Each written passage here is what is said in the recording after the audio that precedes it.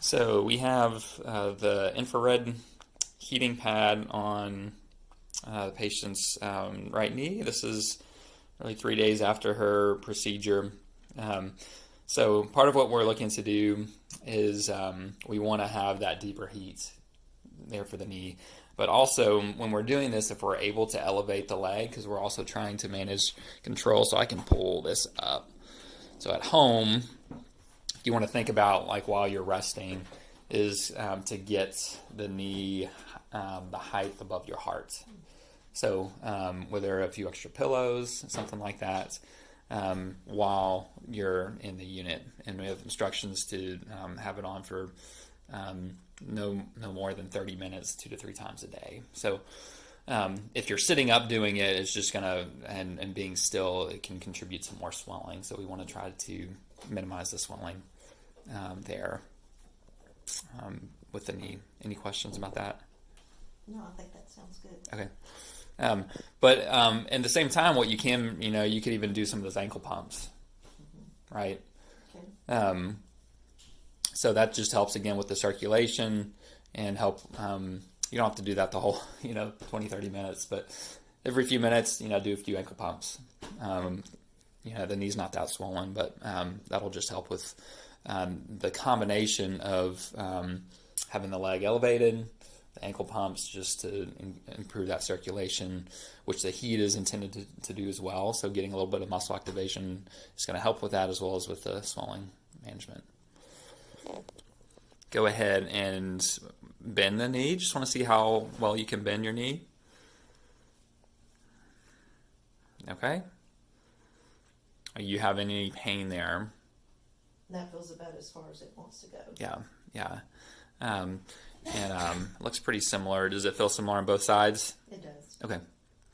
And then what we want to see, so that's not bad. I'll get a measurement here.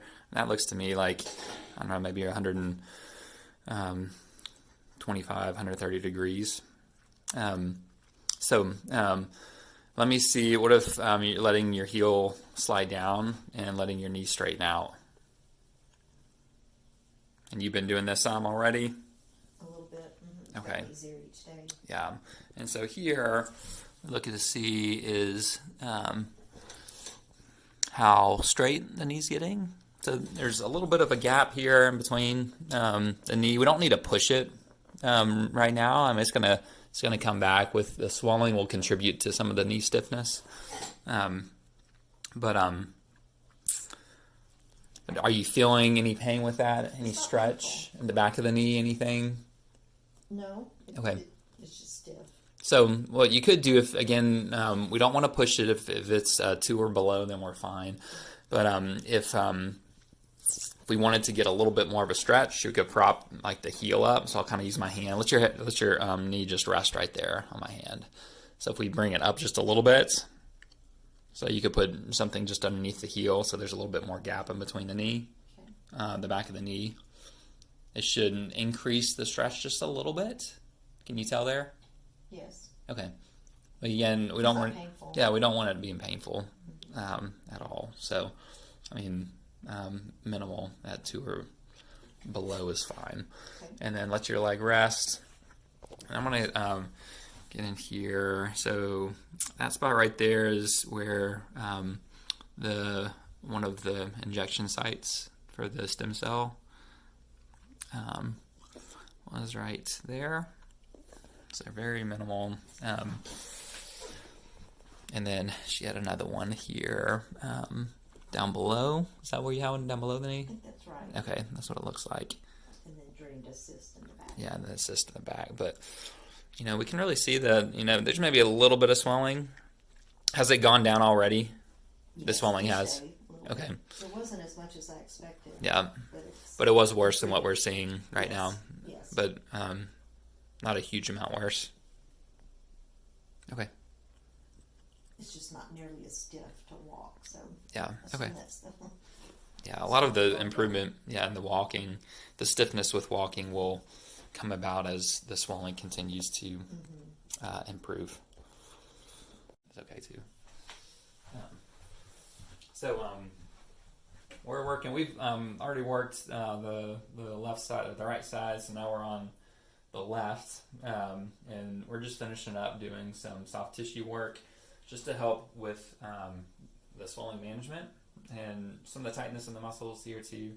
But we're just working towards the heart, and when you can see we had the leg a little bit elevated to help with the swelling management. A lot of the stiffness patient's been having, not anything too bad, but some stiffness. Usually that's related to some of the post treatment from the stem cell, the swelling that's associated with it. So that's already improved quite a bit, and we just want to encourage the swelling to go back towards the heart. So we just finished with that, and then put this up, and then we'll just take her through some general range of motion. I'll take the pill out here. The idea here with the motion is we're not forcing anything, but we want to encourage circulation again.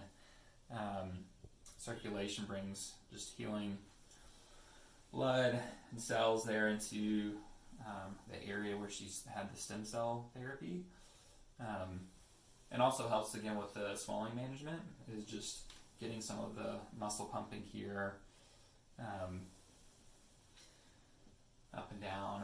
So we can, push a little bit into it, a little bit of resistance, but any pain with that? No. No, yeah. Feels fine. So a little bit of soreness is okay, but again, there's no need to push really hard. It's just going to tolerance a little bit. If it was 1 or 2, it's okay, but we don't, again, so this is our first day since the treatment. She's doing great, and we're just helping to facilitate that as we can. And we're trying to go both directions as far as working into a little bit of that resistance, bending the knee, and then working into knee extension, where we're getting it a little bit straight right there. So we'll just go a few more reps. Feel fine getting it straight there too? Feels fine. Okay. And then what we're going to do is finish up with just a few of her exercises just to get the muscles activated. She's already been doing a few that I set her up with, as far as an exercise like this, just actively, ankle pumps. So you want to go ahead and demonstrate some ankle pumps. So again, ideally with the legs a little bit elevated, if we have that option. But again, we're just getting that pumping action. And then why don't you go ahead and do a few of the quad sets. Okay. Now, since you had it done on both legs, if you want to just focus on one leg at a time, it's probably a little easier. And then Carla's going into a straight leg raise. Sorry about that. Hit the lever there. Let me pull you back up. All right, you're right. Okay. Yeah. Little drop table action. So she's doing a quad set, and now she's getting into a straight leg raise. So this is a new piece that we've really just added today. All this is just helping to get some of the muscle activated. None of this is going to be harmful to the knee joint. We're doing all really non-weight bearing exercises right now, strengthening exercises. All right, so what if we switch then to the other side, make sure that feels okay. So she's doing a quad set, tighten up the quad right here, and then going into... It feels a little tighter. Okay. In the back. On the back there, the leg. Okay.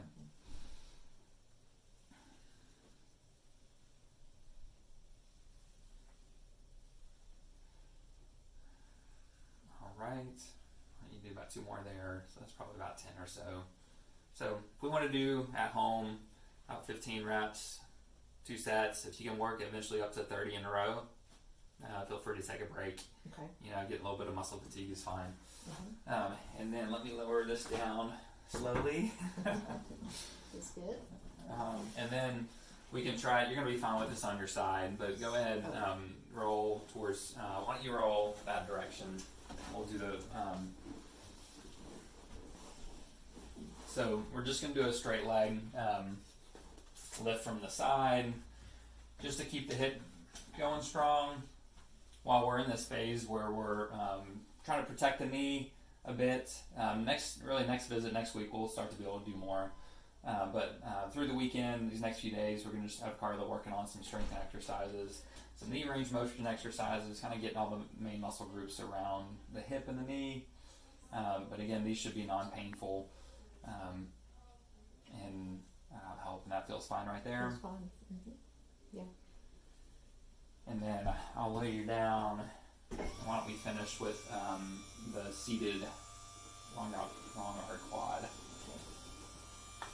If you want to do 10 on each side. So now she's just working, seeing if she can get her knee all the way straight, and then just letting it bend back. And again, all of this is just getting circulation. This should not be difficult.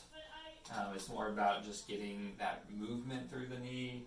So we're where she had the injection right here at the knee. So we're just getting nice, good movement throughout the cartilage, throughout the meniscus. But without doing this first before we're really doing weights with it. So we're not doing any resistance bands or ankle weights right now. It's just about, you know, catch there? Little catch. Okay. So This just is nice the and first easy. time I've done these. these, I think. Okay. Probably enough. Yep. And then try there on the other side.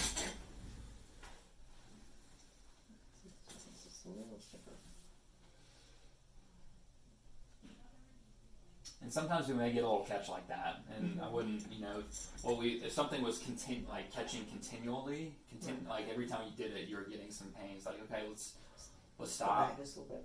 Then maybe you're going too far. Can we do a modified range? You know, let me know next time. Okay. But you may get a little odd, like something like that, because you know you still have the meniscus tear, Right. right? They didn't go in there and trim that away. So you could have a little bit of that as now the knee's healing. Okay. Right? The procedure was to start creating healing of the knee, but you still have some of that going on, so you may get some catches. We're just we don't want to bring them on intentionally.